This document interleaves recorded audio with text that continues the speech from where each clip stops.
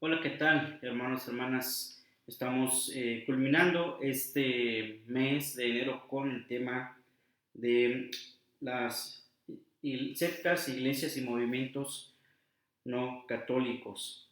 Y pues vamos a entrar al último tema, digamos, el último programa precisamente de estas sectas, haciendo nuestras oraciones, nuestro Angelus día sábado, con las mismas oraciones en español.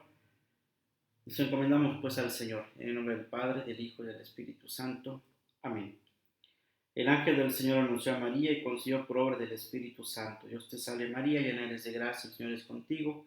Bendita eres entre todas las mujeres y bendito es el fruto de tu vientre Jesús. Santa María, Madre de Dios, ruega por nosotros los pecadores, ahora y en la hora de nuestra muerte. Amén. He aquí la esclava del Señor, hágase en mí según tu palabra. Dios te salve María, llena eres de gracia, el Señor es contigo. Bendita eres entre todas las mujeres y bendito es el fruto de tu vientre Jesús. Santa María, Madre de Dios, ruega por nosotros los pecadores, ahora y en la hora de nuestra muerte. Amén. Y el Verbo se hizo carne y habitó entre nosotros. Dios te salve María, llena eres de gracia, el Señor es contigo. Bendita eres entre todas las mujeres y bendito es el fruto de tu vientre Jesús. Santa María, Madre de Dios, ruega por nosotros los pecadores, ahora y en la hora de nuestra muerte. Amén. Ruega por nosotros, Santa Madre de Dios, para que seamos dignos de alcanzar las promesas de nuestro Señor Jesucristo. Amén. Oremos. Te suplicamos, Señor, que derrames tu gracia en nuestras almas, para que los que por anuncio del ángel hemos conocido la encarnación de tu Hijo Jesucristo, por su pasión y cruz seamos llevados a la gloria de su resurrección. Por el mismo Jesucristo nuestro Señor. Amén. Catena Legionis. Antífona. ¿Quién es esta que va subiendo por la aurora naciente, bella como la luna, brillante como el sol, terrible como un ejército formado en batalla? Proclama mi alma la grandeza del Señor, se alegra mi espíritu en Dios mi Salvador, porque ha mirado la humillación de su esclava. Desde ahora me felicitarán todas las generaciones, porque el poderoso ha hecho obras grandes por mí. Su nombre es santo, y su misericordia llega a sus fieles de generación en generación. Él hace proezas con su brazo, dispersa a los soberbios de corazón. Derriba del trono a los poderosos y enaltece a los humildes. A los hambrientos los colma de bien y a los ricos los despide vacíos. Auxilia a Israel su siervo, coronándose la misericordia, como lo había prometido a nuestros padres, el pobre Abraham, y su descendencia por siempre. Gloria al Padre, al Hijo y al Espíritu Santo, como era en el principio, ahora y siempre, por los siglos de los siglos. Amén. ¿Quién es esta que va subiendo cual aurora naciente, bella como la luna, brillante como el sol, terrible como un ejército formado en batalla? Oh María, sin pecado concebida, ruega por nosotros que recurrimos a ti. Oremos. Oh Señor Jesucristo, medianero nuestro delante del Padre, que constituiste a la Santísima Virgen tu Madre, Madre nuestra, medianera delante de ti. Así cuantos a ti acudieran para pedirte beneficios, se gozan de haberlo conseguido todo por ella. Amén. Ven, Espíritu Divino, manda tu luz desde el cielo, Padre amoroso del pobre, dona en tus dones espléndido. Luz que penetra las almas, fuente del mayor consuelo, ven dulce huésped del alma, descanso de nuestro esfuerzo. Tregua en el duro trabajo, brisa en las horas de fuego, gozo que enjuga las lágrimas y reconforta en los duelos. Entra hasta el fondo del alma, divina luz, y enriquecenos. Mira el vacío del hombre si tú les faltas por dentro. Mira el poder del pecado cuando no envías tu aliento. Riega la tierra en sequía, sana el corazón enfermo, lava las manchas y funde calor de vida del hielo. Doma el espíritu indómito, guía al que tuerce el sendero. Reparte tus 7 dones según la fe de tus siervos. Por tu bondad y tu gracia, da el esfuerzo su mérito, salva al que busca salvarse, y danos tu gozo eterno. Amén. En el nombre del Padre, del Hijo y del Espíritu Santo. Amén. Muy bien, hermanos, pues gracias a Dios estamos culminando una etapa más en este mes de enero con la cuestión de este tema que hemos estado reflexionando, el tema de las sectas, iglesias y movimientos no católicos, eh, que hemos comenzado pues a estudiar. Y bueno, yo creo que nos vamos a llevar un buen conocimiento, pero también una tarea muy importante que es seguir estudiando este tema, porque hay mucho que conocer.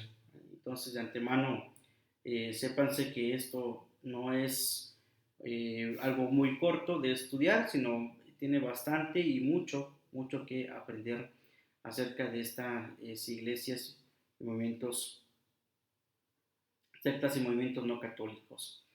El próximo mes de febrero, y ya estamos a punto de iniciar, vamos a ver el tema de los espiritistas, todo este grupo de personas que se dedican al espiritismo.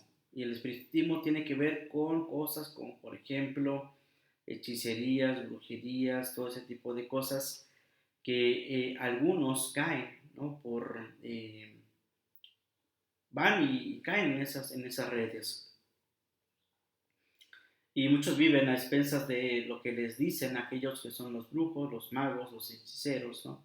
Y piensan piensan que estando así, la situación en la que están, eh, les va bien, ¿no? Hay quienes piensan en eso, ¿no?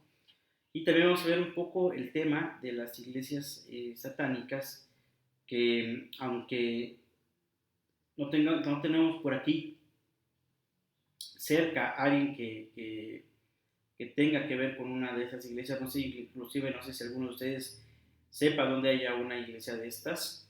En Estados Unidos hay bastantes, eh, pero seguramente habrá quienes, por medio de toda esta investigación que luego uno hace, esas curiosidades, tal vez por ahí sepa de algo de alguien que se dedica a hacer ese tipo de cosas. Sobre todo con la cuestión de la búsqueda del mal, ¿no? El demonio, el diablo, y los espíritus, los medium, todo ese tipo de cosas que vamos a ver en el próximo mes de febrero, con la gracia de Dios. Por lo pronto, vamos a terminar este capítulo con un poco de la doctrina o lo que creen los mormones, y nos vamos a pasar directamente a hacer un pequeño resumen de los orígenes de lo que es los adventistas, los pentecostales y demás. Bien, vamos entonces con el tema de los mormones y estas 13 puntos que son los artículos de la fe de los mormones. Se los compartimos para que conozcamos un poquito de ello y saber defender también nuestra fe, porque indudablemente vivimos también no solamente en una lucha contra la enfermedad, contra la violencia, sino también una lucha constante contra aquellos que quieren hacer caer a muchos y que han caído, y precisamente son nuestros hermanos de esas iglesias que muchas veces no buscan la caridad, sino sus propios fines e intereses. Bien, entonces vamos con esos puntos, miren. 13 artículos de la fe de los mormones. Bien, el primer artículo. Dicen ellos que creen en Dios, el Eterno Padre, en su Hijo y en el Espíritu Santo. Creen que los hombres, uno, creen en Dios, el Eterno Padre, en su Hijo y el Espíritu Santo. Dos, creen que los hombres serán castigados por sus propios pecados y no por la transgresión de Adán. Es curioso esto. Creen que los hombres serán castigados por sus propios pecados y no por lo que hizo Adán. Nosotros decimos que traemos el pecado original desde Adán y solo se quita por medio del bautismo. Ellos no creen eso. Ellos creen que el pecado de Adán, pues esa transgresión que hizo, quedó en el pasado, y que los hombres serán castigados según sus propios pecados. Tercero, creen que por la expiación de Cristo todo el género humano puede salvarse mediante su obediencia a las leyes y ordenanzas del Evangelio. Entonces ellos creen que solo la expiación de Cristo, la expiación quiere decir el perdón de sus pecados, todo el género puede salvarse mediante la obediencia a las leyes y las ordenanzas del Evangelio. Es decir, lo que dice el Evangelio, lo que dice la ley, ¿verdad? Se tienen que cumplir según las ordenanzas del Evangelio, y con eso uno puede salvarse, ¿no? Cuarto, ellos creen que los primeros principios y ordenanzas del Evangelio son primero, la fe en el Señor Jesús. Segundo, el arrepentimiento. El tercero, el bautismo por inmersión, es decir, entrar ya sea en un río, en una alberca, en algo, donde hay agua, un bidón, para la remisión de los pecados. Cuarto, la imposición de las manos para comunicar el don del Espíritu Santo. 5. Creen que el hombre debe ser llamado por Dios por profecía y la imposición de las manos por aquellos que tienen la autoridad para predicar el Evangelio y administrar sus ordenanzas. 6. Creen en la misma organización que existió en la iglesia primitiva, esto es, en los apóstoles, en los profetas, en los pastores, en los maestros, etc.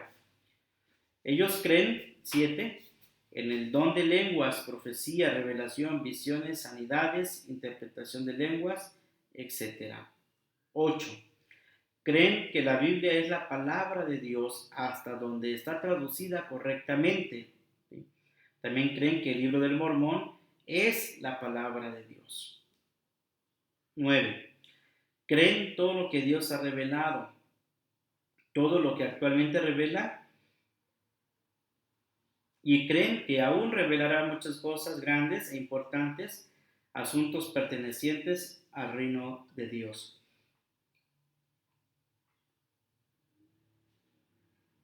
10.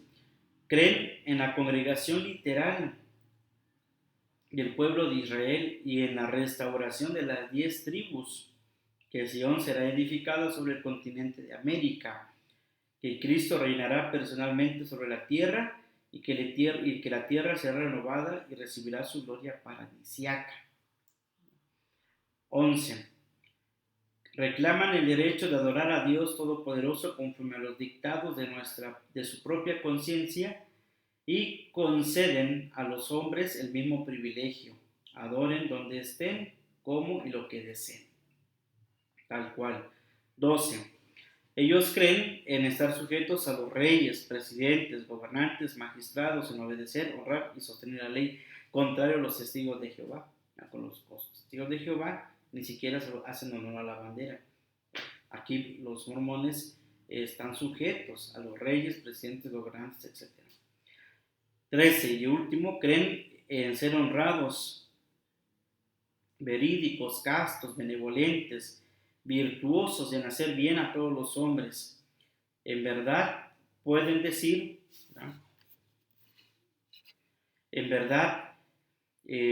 Pueden decir que siguen la admonición de Pablo. Todo lo queremos, todo lo esperamos. Han sufrido muchas cosas y esperan poder sufrirlo todo. Si hay algo virtuoso, bello, de buena reputación o digno de alabanza, a esto es a lo que aspiran. Bien, esos son los 13 argumentos, digamos, que son sus artículos de la fe. Así como nosotros tenemos nuestro artículo de la fe, que es el credo, ellos tienen estos 13 artículos con diferentes matices. Ellos, acuérdense que hablábamos de la Biblia, ellos tienen la Biblia protestante, no la católica. Ellos creen que la Biblia es la palabra de Dios con tal que haya sido traducida correctamente. Con eso de traducir correctamente quieren decir que no, aquella traducción que no ha sido corrompida o cortada, ¿no? Ellos dicen, creo en la Biblia tal como han salido de las manos de los autores originales, pero también traductores ignorantes, copistas negligentes y sacerdotes intrigantes y sin escrúpulos la han corrompido, cometiendo numerosos errores. Entonces, están diciendo que ellos creen en la Biblia tal como salieron de los autores originales, pero los traductores ignorantes, que está haciendo referencia a la Iglesia Católica, copistas negligentes y sacerdotes intrigantes y sin escrúpulos, la han corrompido cometiendo numerosos errores. Ellos también dicen que la grande y abominable Iglesia, la católica, por encima de todas las iglesias, ha adulterado el Evangelio del Cordero con muchas de sus partes preciosas para pervertir los caminos del Señor y cegar los ojos de los fieles y endurecer sus corazones.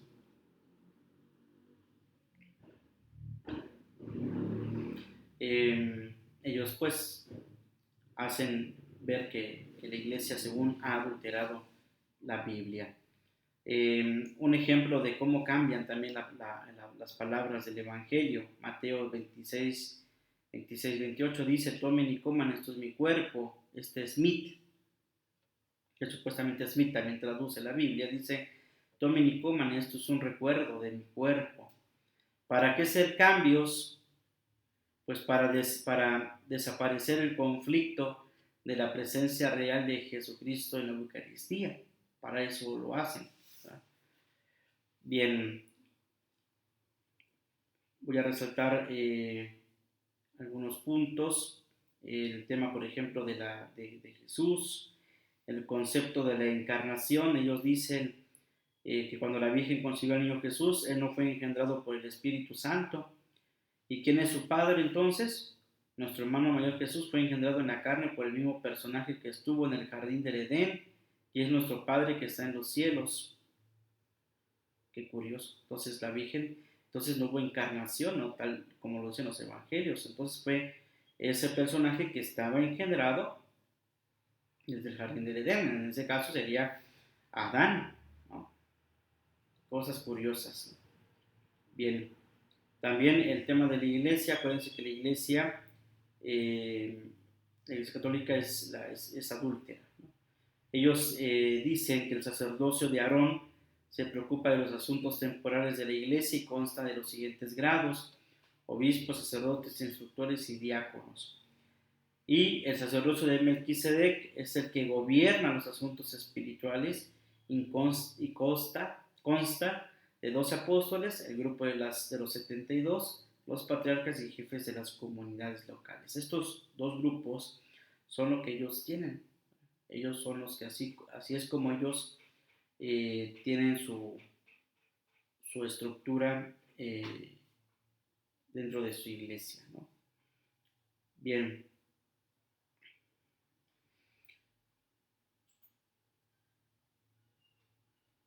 ¿Cuál es la misión? La misión de los mormones tienen como fin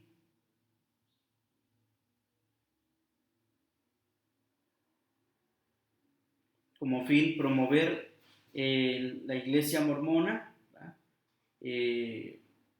Ellos procuran, ¿verdad?, ir a sus misiones enviando 2 jóvenes americanos de raza blanca, altos, bien vestidos, con pantalón oscuro, camisa blanca y corbata oscura. Llevan un maletín, algún libro en la mano. Son afables, educados, sonrientes, de modales un tanto anacrónicos. Se les distingue fácilmente entre la gente. Y los vemos, eso los vemos, o los veíamos ahorita con esto de la pandemia, no los hemos visto mucho, pero por ahí andan. Van de casa en casa, llaman a las puertas y muy amablemente comienza la conversación. Llevan un buen material didáctico, libros, esquemas, fotografías, revistas, videos para televisión, etc. Casi todo comienza con el tema de la familia, ¿sí? Tema que ellos dominan muy bien y están muy bien preparados, y regalan inmediatamente el libro del Mormón, y a los pocos días vuelven a esas casas, ¿no? Lo más interesante de todo es que muchos de ellos se aprenden las casas, los números y las calles de volada, casi nunca notan, todo es de manera así, gráfica, la ven, se lo graban. Bien, los misioneros mormones son personalmente tan simpáticos que les duele, más bien son tan simpáticos que muchos los aceptan y los escuchan, y después a la semana vuelven a regresar, y allí comienzan, ¿verdad?, a traer más adeptos hacia la iglesia mormona. Bien, hacen ritos públicos y privados. Los ritos públicos se celebran en capillas abiertas a todos aquellos que quieran entrar, con celebraciones de la palabra, oraciones, cantos, himnos, testimonios personales, etc., ¿no? Hacen el bautismo por inmersión, los meten, ¿no?, hacen su culto público. Y los privados se realizan en los templos reservados para los iniciados en la secta, como son la consagración, el matrimonio sellado, el bautismo por los muertos, el matrimonio por los muertos, y bueno, todo este tipo de cosas que son muy interesantes, ¿no? Con respecto al matrimonio por los muertos, acuérdense que ellos dicen que, aunque el Evangelio dice que hasta la muerte los separe, y así lo creemos nosotros, ellos dicen que no, que así van a vivir eternamente sellados en el matrimonio, ¿verdad? Hasta cuando Dios quiera, ¿no? No con la muerte, sino hasta que Dios quiera. Igual el tema de los bautismos por los muertos, eh, que hacen, pues tratan de que todos los que, por ejemplo, dice, se realiza por inmersión o por procuración, intentan apoyar esta práctica de bautizar por los que han pasado ya a la otra vida, en la cita de San Pablo, 1 Corintios 15:29, donde Pablo habla de la costumbre que había en Corinto sin aprobarla ni rechazarla, aunque los mormones pretenden fundamentar en la escritura esta práctica, ¿verdad? Es totalmente extraña en la práctica de la iglesia cristiana, es decir, que se hacen bautismo por los muertos, o sea, en nombre de los muertos los bautizas. Es como si alguien conocido no se haya bautizado y ya se murió, entonces tú sabes que no fue bautizado, entonces tú lo que haces es un bautismo, tomando su lugar, ¿verdad? Y con ello ya se hacen bautizados los muertos. Nosotros creemos que los sacramentos son para los vivos, tal cual son para los vivos, ¿no? Bien, eh,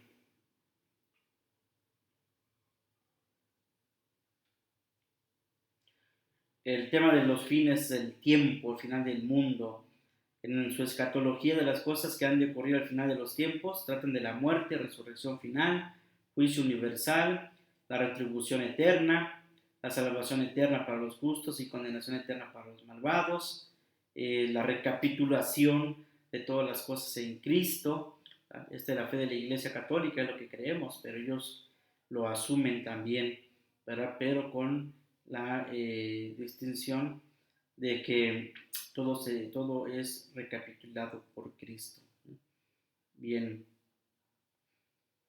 el tema de la moral mormona, ya vimos también que el tema del divorcio, permiten el divorcio solo con casos extremos, pero no es frecuente. El tema también de guardar el ayuno una vez al mes, privándose de 2 comidas el primer domingo. Acuérdense que ellos no apoyan en nada, entonces todo lo ahorran y lo dan al diezmo y a la iglesia, ¿verdad? Los jóvenes van 2 años en misión, de 1 a 2 años en misión apostólica, los envían, ¿verdad? Les consiguen trabajo y de eso viven.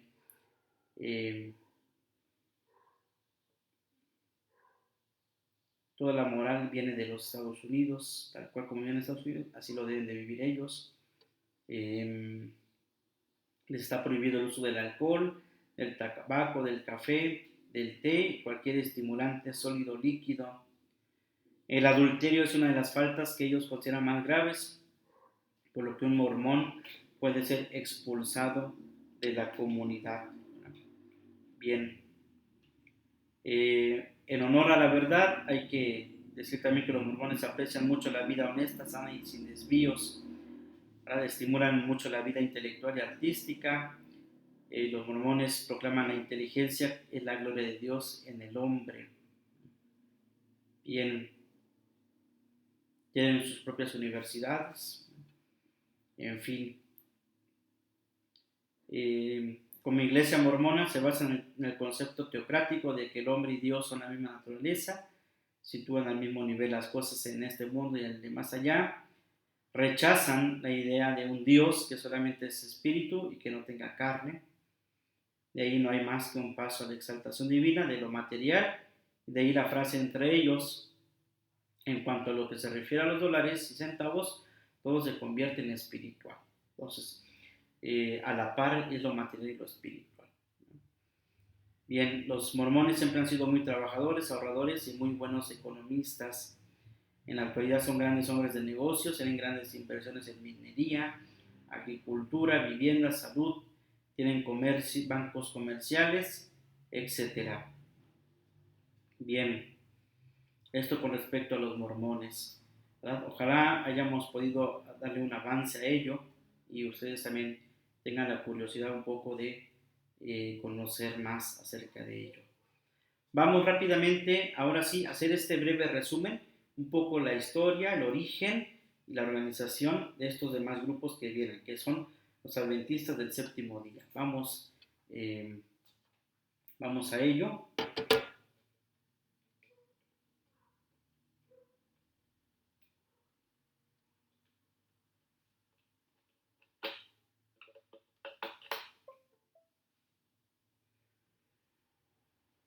Bien.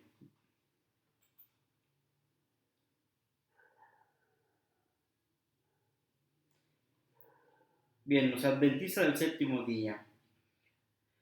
Bien, el término adventista viene del inglés advent, que significa llegada, venida, y está en latín advenire, que significa lo que ha de venir, lo que vendrá al final, algo así como el tema del adviento, ¿no? Adventista es el que espera la segunda venida de Cristo y por eso el adventismo está muy ligado a lo que en la teología católica llamamos la escatología, es decir, ¿verdad? Una palabra formada, es una palabra griega formada por dos palabras, la ta eschata, que significa las últimas cosas, y logos, ciencia, ¿verdad? En este caso, la ciencia que estudia las cosas que han de ocurrir al final de los tiempos, ¿no? Son verdades relacionadas con el fin del mundo, el tema del fin del mundo, la muerte del hombre, el juicio particular, el cielo, el infierno, el purgatorio, la resurrección de los muertos, la segunda venida de Cristo, para juzgar a vivos y muertos, ¿verdad? Esto está ligado al milenarismo. Ya hablamos del milenarismo tanto en el tema de de de las sectas al principio de sus capítulos, como en el tema de cuando hablamos, ah, cuando hablamos mm, de la vida después de la muerte, ¿verdad? Y de las herejías, perdón, de las herejías. El milenarismo. El milenarismo tiene que ver con todas estas cuestiones de que ya se va a acabar el mundo, ¿no? ¿Qué dicen ellos, no? Fíjense, los milenaristas dicen que ocurrirá grandes acontecimientos antes del reino triunfal de Cristo y se realizará en las siguientes etapas. Son 8 etapas que ellos dicen. Primero, que aparecerá de nuevo en el mundo el anticristo, que engañando a muchos hombres, incluso a los buenos, parecerá triunfar por algún tiempo y causará una grandísima tribulación a la iglesia de Dios. Eso es lo que ellos dicen, ¿no? Dos, al fin de este periodo Cristo se mostrará triunfante sobre las nubes del cielo y resucitarán los electos que transfigurados en otros seres saldrán a recibir al Salvador. Tercero, Cristo descenderá a la tierra y destruirá al anticristo. Cuarto, el Señor implantará en la tierra su reino de 1000 años como verdadero rey de los justos y atará a Satanás para que no pueda tentarlos. 5. Sin embargo, al terminarse el periodo, el demonio volverá a una guerra sin cuartel contra Dios y sus santos. Pero sus intentos serán vanos, ya que vendrá el fuego del cielo y el maligno, y sus huestes quedarán destruidos por el elemento devorador. Si recuerdan, en los temas anteriores les hablaba de una persona que decía que iba a caer fuego del cielo y que se iba a acabar el mundo, ¿verdad? Y que tenía que ir a una iglesia, si era católica, que le impusieran las manos y todo eso, ¿no? Eso los dijeron los adventistas, ¿no? Y nunca cayó fuego del cielo hasta el día de hoy, más que cuando haga una erupción un volcán, yo creo, o no vaya a ser un aparato volador, un avión, un helicóptero, explote y caiga fuego. Solamente así, yo no veo de otra forma que caiga fuego del cielo. Un meteorito tal vez, no sé, pero así, tal cual como alguien diga que ya está por acabarse el mundo y va a caer fuego del cielo, pues no, no ha pasado, ¿no? Bien, esto es lo que dicen ellos. 7. A estos hechos seguirán la resurrección de los malvados de los sepulcros y el juicio final universal. Entonces, el tema de la resurrección de los malvados, saldrán los malvados de los sepulcros, en ese se refiere a todos, y vendrá el juicio final. Finalmente vendrá el establecimiento de los cielos nuevos y la tierra nueva, y el comienzo del reino de Dios eterno. Bien, entonces el adventismo, fíjense, hace una definición: la creencia en la inminente segunda venida de Cristo, pero con la particularidad de que en ella ocupe el milenarismo su primer lugar. O sea, ya viene Cristo, pero todavía eh, dejan el tema del milenarismo en primer lugar. Bien, un poquito de historia, vamos a ir así.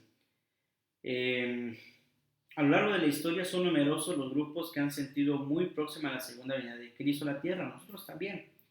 La cosa es que no lo esperamos con ese tema de sentido de próximo, que mañana va a caer fuego del cielo, va a haber un gran sismo y ya está Cristo aquí. No, nosotros lo creemos de manera sacramental, ¿no? Bien, desde el grito de la iglesia primitiva cristiana con la exclamación el Maranatá, es decir, ven Señor Jesús, también nosotros decimos ven Señor Jesús. Bien, a lo largo del cristianismo ha habido siempre grupos marginales que han vivido esta expectativa escatológica muy vivamente. Algunos de esos son los adventistas, que surgieron en el siglo XIX en Estados Unidos. Ahorita vamos a ver. El adventismo norteamericano es donde se funda la secta de la Iglesia del Séptimo Día. Los historiadores y teólogos se han preguntado a sí mismos la razón de ser de este milenarismo desde la Iglesia antigua. Bien, ¿qué dicen ellos? Las calamidades humanas como guerras y sufrimientos continuos de los pueblos inducen a los hombres a pensar en el fin inminente del mundo. O sea, ya estamos a punto de acabar, ¿no?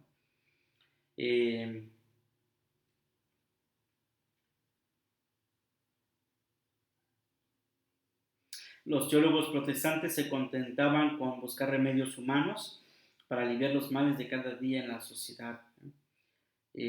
Por ejemplo, un literalismo a ultranza de la interpretación de los textos sagrados, absolutizando el tema acerca de la escatología interpretada desde un punto de vista deformado y unilateral, ¿no?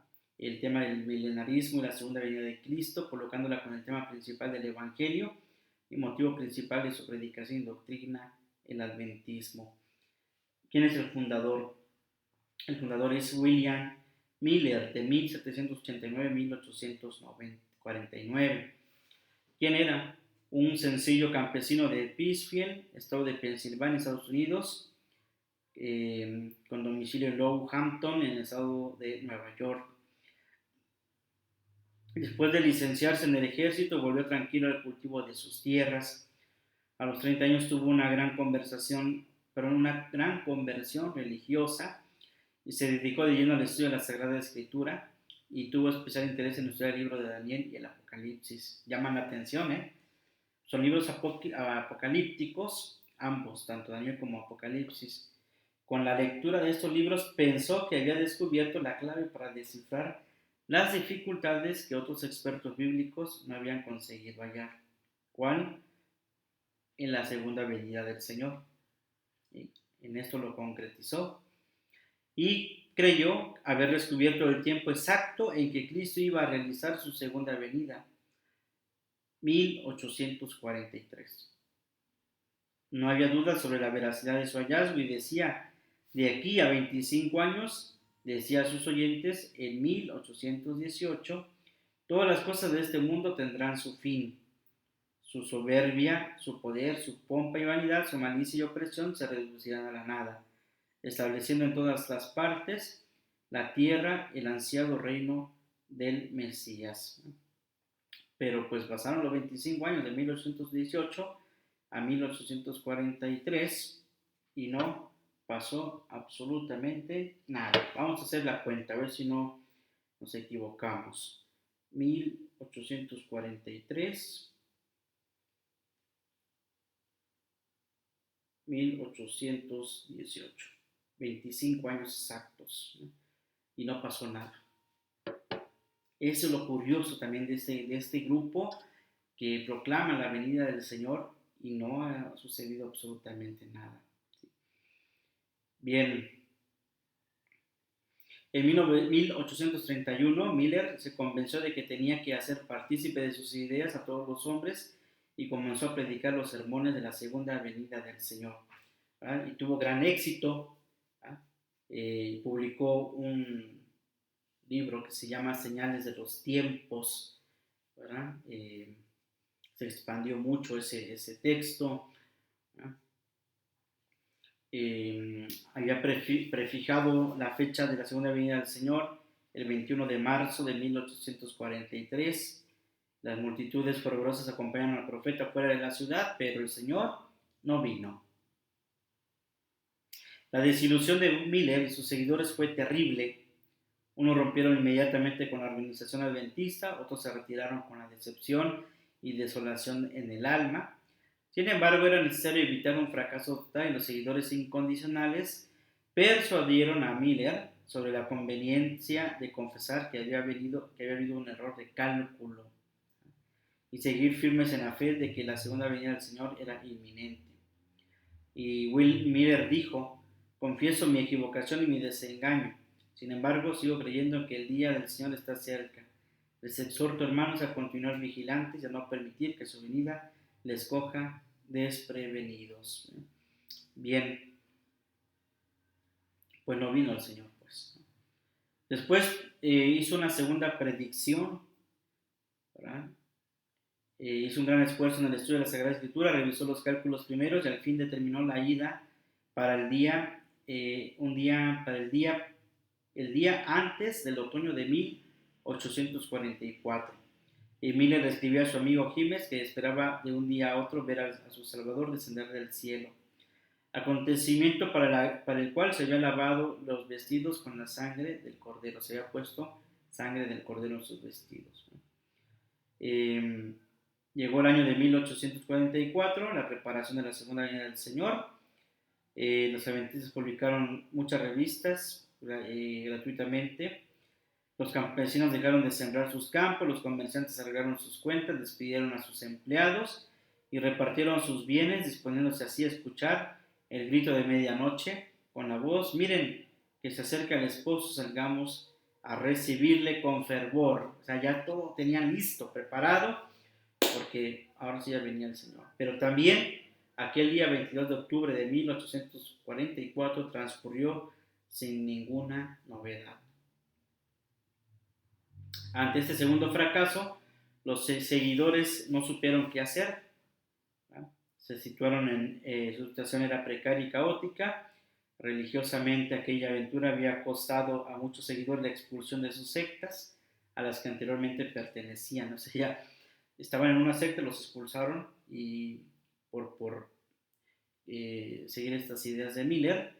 Miller fracasó estrepitosamente por segunda vez. Mantuvo su aparente equivocación nuevamente, confesando su error por segunda vez. Simultáneamente quería confortar a los seguidores con nuevas promesas, y Miller se enfrentó a la dificultad principal y por ahora insalvable de poder afirmar con exactitud la venida real de Cristo al mundo. No, hasta el día de hoy ya no ha dicho nada, ¿no? ¿Qué dice más de aquel día y hora? Se refiere al día y hora de su segunda venida. Nadie sabe, ni los ángeles del cielo, ni el Hijo, sino el Padre. Ahora, después de ese segundo fracaso, tomó precisamente este texto de Mateo 24:36 para clavar bien hondo su defensa, ¿no? Ahí ya no hay otra cosa. Bien, Elena White restauró el movimiento adventista. Ella era una joven, ¿no? Elena White, la restauradora, porque decayó mucho el tema del adventismo, ¿no? Y ella lo retomó. En 1846 se casó con el pastor adventista White y de su marido tomó el apellido que le hizo famosa. Entre ambos organizaron el disperso y confuso grupo adventista, siguiendo siempre las indicaciones de sus visiones reveladas. Supuestamente empezaron a tener diferentes visiones, ¿no? Bueno, ¿cómo están organizados? Dentro de su organización está de la siguiente manera. Tienen una conferencia o asamblea general Constituye el organismo dirigente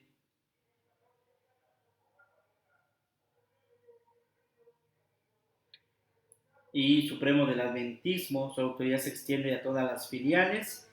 Consta de un presidente y una junta directiva elegida cada 4 años, ¿verdad? Y de ahí emanan las consignas que serán seguidas sin réplicas en los más apartados territorios, ¿no? Las divisiones. Con este nombre se designa entre los adventistas aquellas porciones en las que han dividido el mundo con miras a su administración. Hay 12 porciones: Norteamérica, Australia, Europa Central, China, Extremo Oriente, Interamérica, Europa del Norte, Sudamérica, Sudáfrica, Sudoeste Asiático, Europa del Sur y territorios desligados. Bien, es mucho esto, hermanos. Tienen uniones, son grupos, son una denominación que se agrupan una o varias naciones según la importancia que les den. Las misiones separadas, países donde solo han comenzado sus primeras actividades apostólicas y están en formación. Bien, vamos a darle un poco más. Vamos ahora con los pentecostales, un poco de su origen. El tema de los pentecostales son comunidades desgajadas del movimiento baptista y de otras sectas protestantes, organizadas en iglesias autónomas con nombres muy diferentes: Iglesia de Dios, Iglesias Evangélicas del Despertar, etc. Todas ellas tienen en común la creencia de un segundo bautismo, llamado por ellos el bautismo del Espíritu Santo. Se le atribuyen poderes de curación o sanación, el don de lenguas, el don de profecías, etc. Dan excesiva importancia sentimental y externa a los fenómenos externos y carismáticos. De hecho, tanto pegó este tema del pentecostalismo que inclusive llegó también a caer un poco en el tema de la Iglesia Católica, ¿verdad? Sobre todo en el movimiento de renovación carismática en el Espíritu Santo, ¿verdad? Puede que inclusive haya cierta semejanza y algunos crean que es lo mismo, pero no, aquí hay diferencia realmente muy grande. Bien, vamos entonces con los orígenes del pentecostalismo. El sentido de perfeccionismo y de posesión de los dones del Espíritu Santo. Podríamos decir que comienza con la misma vida de la primitiva comunidad cristiana. Allá San Pablo menciona comunidades de Corinto, los desvíos que puede haber acerca de los dones del Espíritu Santo. ¿Y cuáles fueron los primeros desvíos?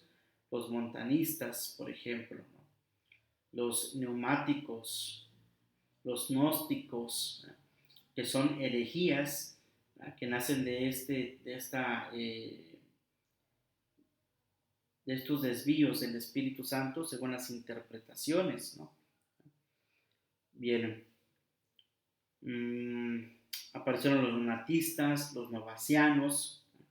Se empezó a hablar de un segundo bautismo que algunos lo consideraban como el martirio, ¿sí? Hoy hay quienes hablan del bautismo de fuego, bautismo de sangre, ¿no? Solamente hay un solo bautismo, que es el que ya hemos recibido, ¿no?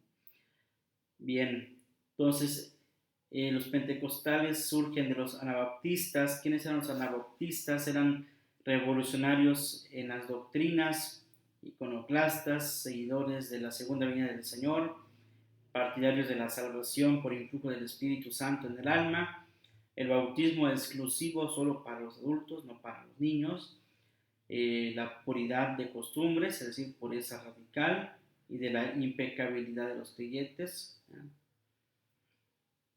También nacieron de los cuáqueros. Los cuáqueros significa la fe ciega en la luz interior, su rigorismo moralista, excentricidades atribuidas al Espíritu Santo que habita en ellos, ¿no? Los seguidores como de Brom, los familistas, los libertinos, los camisardos franceses, en fin, hay muchísimos. los pietistas y moravos, que con su insistencia de devoción sentida, con su vida comunitaria de intercambio de experiencias religiosas y por supuesto en la creencia de la intervención directa del Espíritu Santo en sus vidas. De hecho, hay películas norteamericanas que hemos llegado a ver en donde, bueno, si ustedes han puesto atención, algunas películas donde están reunidos un grupo de personas y hay un dirigente, entonces están contando sus experiencias de vida, ¿verdad? Y supuestamente son grupos de autoayuda, ¿no? Y así los presentan como grupos de autoayuda, pero tienen un fundamento anabaptista, ¿verdad? Entonces entran con el tema del sentimentalismo y de la experiencia religiosa. Conforme hace eso, es conforme al Espíritu Santo se ha ido revelando, ¿no? Y estos son los grupos que han permanecido con ellos, ¿no? Por ejemplo, Wesley, fundador de la Iglesia Metodista, fue el progenitor de las comunidades pentecostales y de los grupos de santidad. Todos los hermanos Wesley organizaron el Holy Club de Oxford con un grupo de reavivamiento, de perfección y de santidad. Ambos dedicaron a la santificación total de sus personas y a alcanzar un estado de pureza de corazón que fuera consciente con la nueva vida que habían abrazado. Los hermanos Wesley fueron los que descubrieron que no hay salvación posible sin la santificación perfecta aquí en la tierra. Entonces, del metodismo surgieron la reforma protestante, el emocionalismo como elemento básico de la vida cristiana y enseñó una santidad fundada en el segundo bautismo del Espíritu Santo. Bien, aparecen las iglesias de la santidad o iglesias de santidad, ¿no? Que son movimientos religiosos de reavivamientos, ¿no? De repente lo hemos escuchado, por ejemplo, un grupo de reavivamientos son los esta iglesia, paren de sufrir, ¿no? Son grupos de reavivamientos religiosos en donde entra el sentimentalismo, la emoción, la experiencia, ¿no? Y la sanidad y todo este tipo de cosas y en fin, ¿no?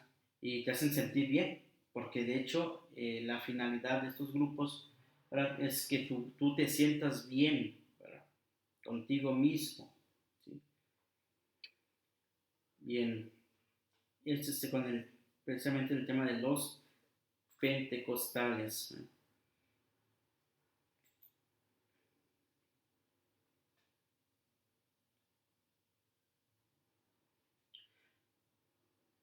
Hoy en día los pentecostales son una gran familia. Fíjense, miren cuántos grupos son. Pentecostales, Asambleas de Dios, Asambleas Pentecostales del Mundo, Iglesia Internacional del Evangelio Cuadrado, Iglesia de Dios, iglesias de santidad que nacen del pentecostalismo, la Iglesia de Santidad de California, Iglesia de Santidad de los Peregrinos, Iglesia de Cristo, Santidad, Iglesia de Dios, Santidad, Misión Metodista de Santidad. Después están de estos las asociaciones evangélicas, Iglesia Apostólica Cristiana, Misión de la Fe Apostólica, Iglesia de Dios como fue organizada por Cristo, Asociación de la Iglesia Metropolitana, Columna de Fuego, Iglesia de Dios Apostólica. Y de ahí vienen todo el tema de las tipologías de las sectas pentecostales, ¿no? Que es muchísimo, ¿no? Muchísimo que ver en ello. Bien, vamos a los evangélicos, ya para ir cerrando. Son los grupos que más vemos por estos rumbos, ¿sí?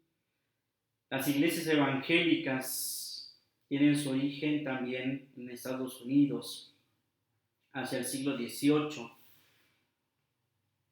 y también se desarrolla un poco en Alemania y en Prusia, en Europa. Estas iglesias evangélicas o los evangélicos han nacido como una nueva secta o una nueva iglesia originada dentro del protestantismo. No nacen de la iglesia católica, como pudiera decirse que en algún momento de ello pudiera surgir, sino que, o separar más bien de la iglesia católica, sino que se separan de las mismas iglesias pentecostales, ¿no? Bien, entre ellos mismos se van separando, se van saliendo, ¿no? El evangelismo es más bien un movimiento interconfesional, como una unión de confederación de muchas y diversas iglesias protestantes, que tienen como fin estudiar, vivir, conocer, divulgar el Evangelio. Por eso se llaman así, evangélicos, ¿no? Bien, en general, pues, ellos surgen en Estados Unidos, siglo XVIII. El evangelismo norteamericano suele poner como fundador a Jacobs Albrecht, 1759-1808, natural del estado de Pensilvania, Estados Unidos, de familia luterana, ¿sí? Por eso nacen del protestantismo, no nacen dentro del cristianismo católico, no, nacen de las iglesias protestantes, ¿no? Nace de la familia luterana, se convirtió en los reformados y más tarde se afilió a la iglesia metodista. Fue ordenado ministro, se dedicó a predicar a los emigrados y colonos alemanes recién llegados de Estados Unidos. De hecho, Alemania hay dos grandes grupos que yo tengo entendido, ¿no? Que van gobernando, digamos, el mismo país y pues, el país en general, los evangélicos y los católicos, ¿sí? Entonces, el evangelismo en Alemania es fuerte, ¿sí? Bien, fíjense, los metodistas americanos no se preocupaban de predicar en alemán a los emigrados, diciendo que pronto todos entendieran el inglés, pero Albrecht, pero así no pensaba Albrecht. Albrecht pensaba que la manera de celebrar el culto metodista le suscitaban desavenencias con su secta, de la cual se separó en 1803. O sea, Albrecht se separó de la iglesia metodista para fundar su propia secta, que en un principio se llamó Asociación Evangélica, de la que en 1891 nació la rama independiente, la Iglesia Evangélica Unida. Entonces él se separa, comienza con la Asociación Evangélica. De esta Asociación Evangélica surge la Iglesia Evangélica Unida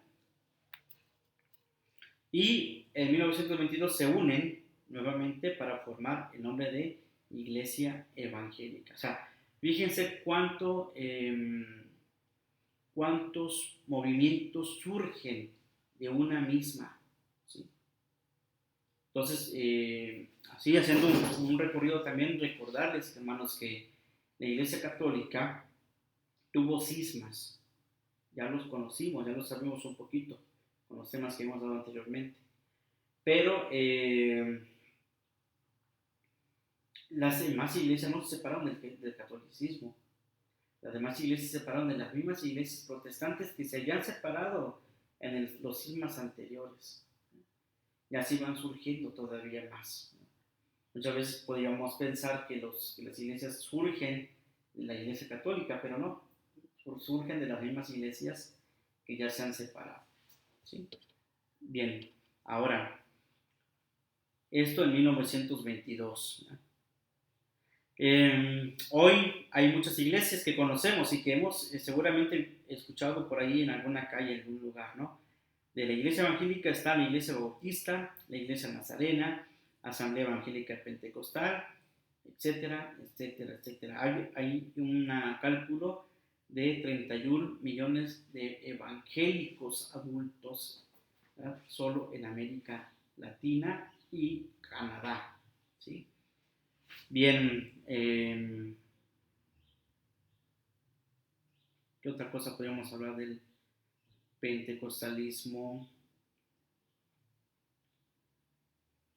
Han hecho muchísimos eventos, esto sí, han hecho muchísimos eventos precisamente con el tema del sentimentalismo y ello, ¿no? Miren, vamos a ver, ahora les voy a comentar algunos, ¿no?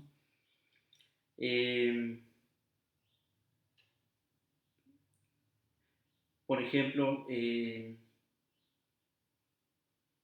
primer Congreso Latinoamericano de Evangelización en Bogotá, segundo Congreso Latinoamericano de Evangelización en Huampani, Perú, y así van haciendo sus eventos, sus congresos, ¿eh? Y este es interesante, en 1978 se realizó en Huastepec, Morelos, México, una asamblea evangélica continental que se compara a la Asamblea Católica del CELAM reunida en Puebla de 1979. Esta asamblea se dedicó la creación de una superestructura continental que se constituyó en 1982 en Huampani, Perú, con el nombre de Consejo Latinoamericano de Iglesias de corte liberal evangélico, ¿verdad? De ahí que, si no mal me equivoco, bueno, pero no equivocarme, nuestro presidente se dijo ser evangélico, precisamente pertenece a la iglesia evangélica liberal, por eso él dice que es liberal, contra el conservadurismo, que es o el neoliberalismo, que es lo que está luchando el presidente Andrés Manuel. ¿Ah? Son cosas curiosas, pero así como se hizo en 1979 la Gran Asamblea General de la CELAM, en Puebla, así también se realizó una en Huastepec, Morelos, ¿verdad? Para ser más concreto, en un hotel que está ahí a la entrada de Huastepec. Bien, en fin, este es el tema de los evangélicos. ¿Qué más podríamos tomar de ellos? Un poco de su doctrina. Eh, por ejemplo, la Biblia. Para el protestante en general la Biblia es de suma importancia, pero para el evangélico es mucho más que el del mormón, más que los testigos de Jehová. Los evangélicos, la Biblia es muy importante, muy importante. Bien, los protestantes evangélicos dicen que el evangelio es la garantía de la iglesia y no la iglesia católica. Ninguna iglesia, la garantía solo es el evangelio y de ahí se basan. No hay nada más. ¿Sí? Dice que los católicos decimos que el libro de la Biblia no es un libro que ha caído del cielo sin ninguna historia concreta por medio, ni que está escrito directamente y solo por Dios. Decimos que está escrito por hombres inspirados por Dios. Todos sabemos que la Biblia ha nacido, se ha desarrollado y se ha ido complementando según la historia del pueblo judío y cristiano. Su composición literaria ha sido larga, dificultosa, se ha transmitido por medio de tradiciones orales, luego han pasado a escritos en papiros, pergaminos, manuscritos, etc. Entonces, en este sentido, solo la Iglesia Católica es la garante de la legitimidad e integridad de lo que enseña acerca del libro de la Biblia, ¿verdad? Y para ellos es al revés, ¿sí? Totalmente al revés. A esto que es el evangelismo se le llama fundamentalismo bíblico. ¿Sí? ¿Qué es el fundamentalismo bíblico? Es una actitud de espíritu y de comportamiento del protestantismo evangélico americano que quiere entender los textos de la Sagrada Escritura literalmente, ¿sí? Es decir, tal como están escritos. Aunque déjenme decirles que estoy casi seguro que si ustedes conocen a un evangélico, no siguen al pie de la letra, porque eso debería de ser. Si tu ojo derecho es ocasión de pecado, córtate. Ese texto literal del Evangelio que el mismo Jesús dice, yo no he visto ningún tuerto, ningún manco, ningún tullido dentro de las iglesias evangélicas. Y es Andrés Manuel. ¿Sí? En fin, ahí está el tema del fundamentalismo bíblico, ¿verdad? ¿Qué más podríamos decir? Hay una fijación total hacia la Sagrada Escritura.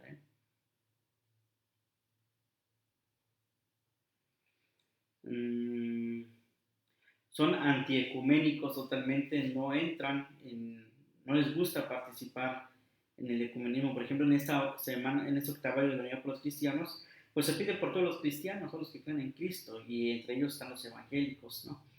Pero son antiecuménicos, ¿no?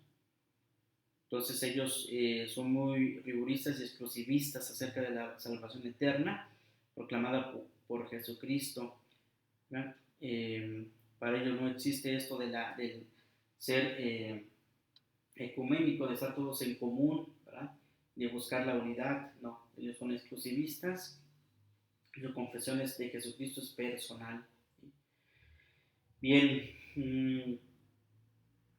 tienen consejos, consejos pastorales en todo en América Latina.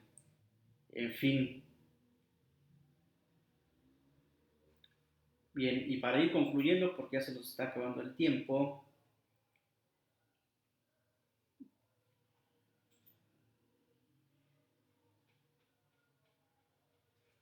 Bien, los menonitas. Este grupo de menonitas no es muy conocido, ¿sí? Pero los menonitas son los anabaptistas alemanes o suizos profundamente modificados por un ex sacerdote holandés llamado Simón Meno, ¿sí? En el cual, habiéndose persuadido de la invalidez del bautismo de los recién nacidos, había que volverlos a bautizar de adultos, un ex sacerdote, ¿sí? En Suiza y en Holanda, ¿sí? Bien, por eso les digo, es muy difícil saber de por aquí de algún menonita, pero sí hay anabaptistas, eso sí, yo sí he visto aquí en Morelos iglesias anabaptistas, ¿sí? Y por ahí una que otra, estoy tratando de recordar que por ahí también hay una iglesia menonita, ¿sí? Bien, nacen de la revuelta de Martín Lutero, ¿sí? eh, con Calvino y Lutero y sus seguidores, ¿no? Se establecen en Münster, Alemania, eh, y bueno, de ahí tuvieron muchas persecuciones también, fueron casi exterminados en 1535, ¿verdad? Pero se reorganizaron, ¿verdad? Hacia 1663 los menonitas alemanes y suizos emigraron a la colonia de Pensilvania, y la primera gran incisión menonita ocurre cuando una parte de ellos, conducidos por Jack Amman, se separan del resto de su intransigencia en puntos doctrinales y en cuestiones de costumbres morales. Entonces emigran a Estados Unidos y en 1921 se instalan en Canadá, ¿sí? En México, el presidente Obregón les prometió protección por parte del gobierno nacional en tocante a la libertad religiosa, a la independencia de sus escuelas, a la excepción del servicio militar y otras cosas más. Se les asignó igualmente vastos terrenos. Fíjense, eh, el Estado mexicano les concedió vastos terrenos semidesérticos en el este del estado de Chihuahua y por otra parte más pequeña en el estado de Durango. Estos menonitas, por eso les digo que sí, sí hay por ahí grupitos. En México unos 7,000, más tarde llegaron también otros grupos de menonitas rusos al estado de Veracruz, Guanajuato,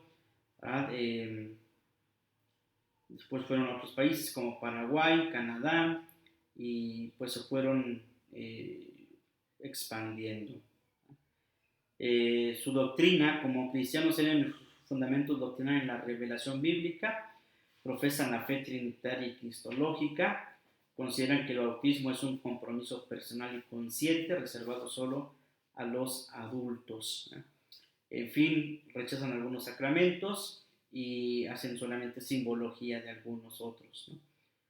Son menonitas por Meno, este libertador, digamos, o este personaje que expandió precisamente el grupo de los anabaptistas, Simón Meno, por eso llaman así menonitas. Bien, su estructura eclesiástica pues son congregacionalistas, ¿verdad? Son células locales, tienen obispos llamados ancianos, ministros y diáconos o llamados limosneros, ¿verdad? Tienen ministros pues, ¿sí? Se calcula que hay 500,000, principalmente 500,000 en Estados Unidos, Canadá, México, Holanda, México, Suiza y Paraguay, en fin.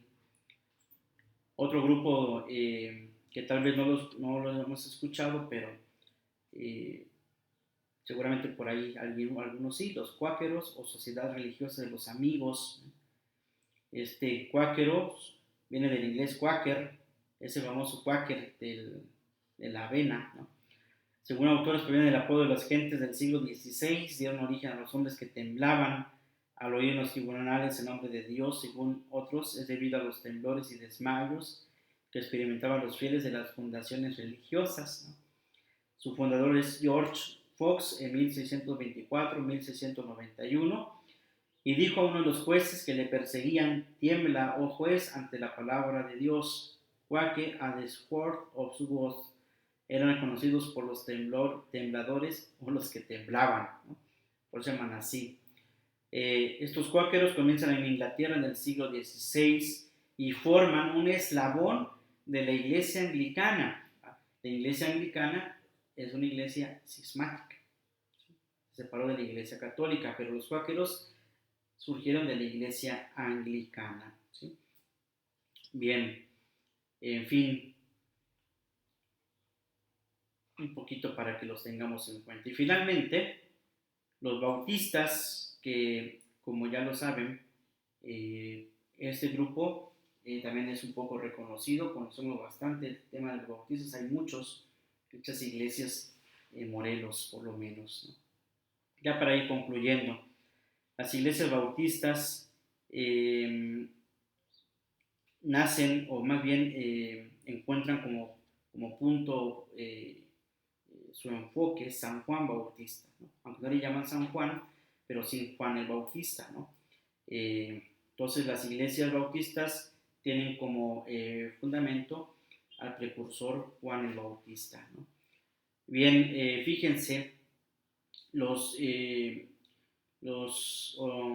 bautistas, según algunos historiadores, ha habido siempre en el mundo un grupo de bautistas anónimos, los cuales han permitido el encadenamiento necesario para justificar su creencia de que solo el bautismo de adultos es válido, ¿sí? Y citan ejemplos como los donatistas del siglo IV, o sea, imagínense este grupo de ¿qué año dijimos?